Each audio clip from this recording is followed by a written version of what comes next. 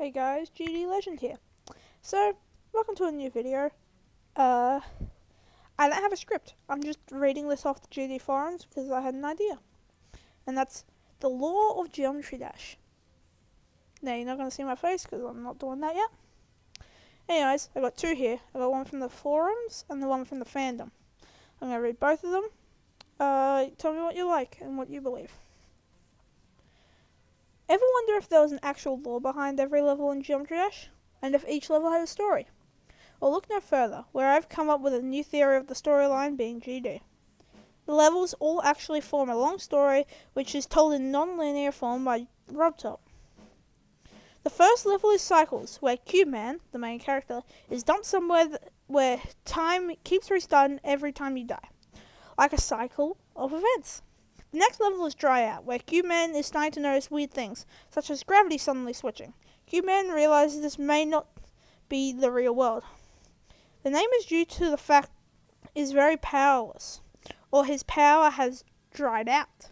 The next level is Stereo Madness, where Cubeman is going mad due to all the weird things happening, but continues to investigate. Next is Polargeist, where Cubeman fully realizes he is in a simulation, noticing the rings floating in midair, like a ghost or a poltergeist. Get it? Spooky.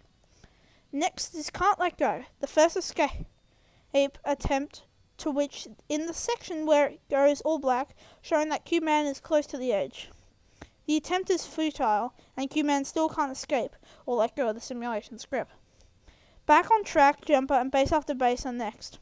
This is where Cubeman realizes how to get back on track to escape, or is to slowly make his way across the simulation and not try and escape, and jumps from bases towards the exit.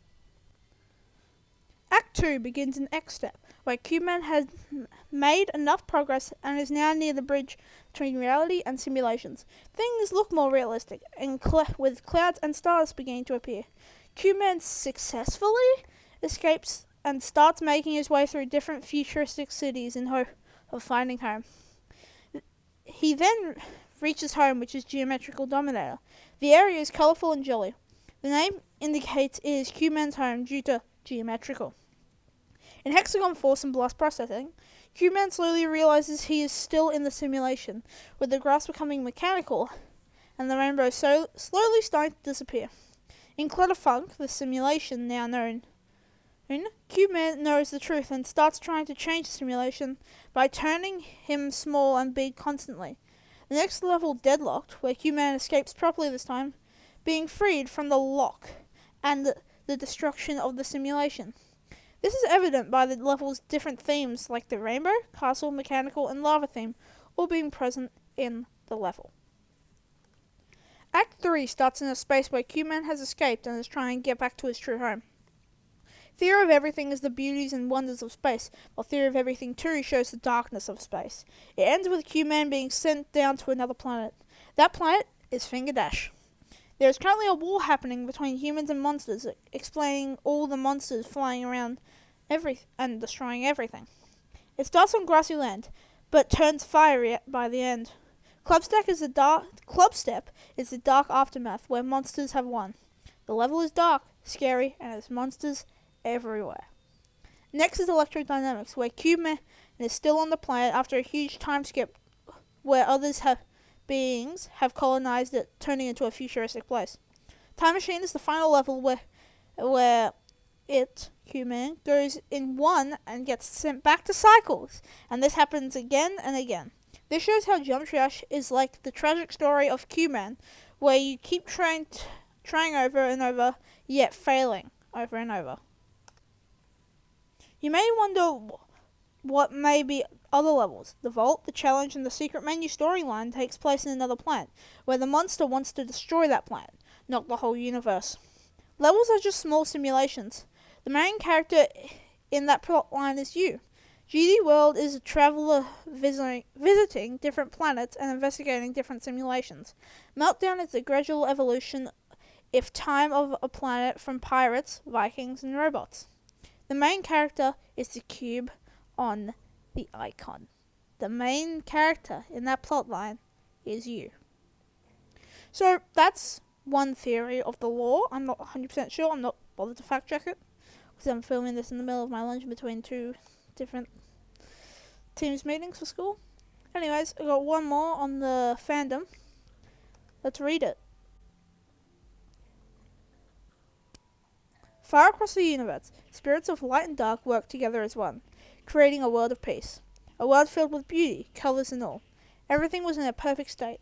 In this area of the universe lived two beings, the being of darkness, Top, and being of light, Rob.